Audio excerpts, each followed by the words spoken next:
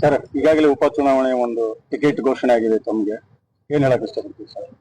ನಾನು ಈಗ ತಾನೇ ಗೊತ್ತಾಯ್ತು ಉಪಚುನಾವಣೆಗೆ ಟಿಕೆಟ್ ಘೋಷಣೆ ಆಗಿದೆ ಅಂತ ಹೇಳಿ.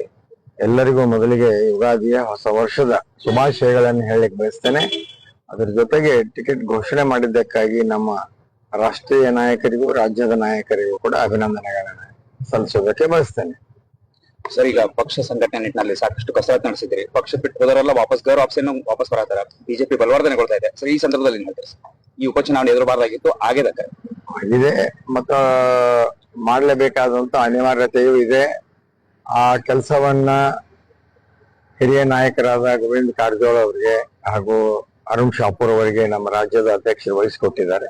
ಅವರು ತಮ್ಮ ಕೆಲಸ ಕಾರ್ಯವನ್ನು ಅವರು ಮಾಡ್ತಾ ಇದ್ದಾರೆ. ಸಂಘಟನೆಯ ಕೆಲಸವನ್ನ ನಾವೆಲ್ಲರೂ ಮಾಡ್ತಾ ಇದ್ದೇವೆ. ಸಾಹೇಬರು ನಾಮಿನೇಷನ್ ಯಾವ ಫೈಲ್ ಮಾಡ್ತಾರೆ? 23ನೇ ತಾರೀಕು ಸೋಮವಾರ ದಿನ.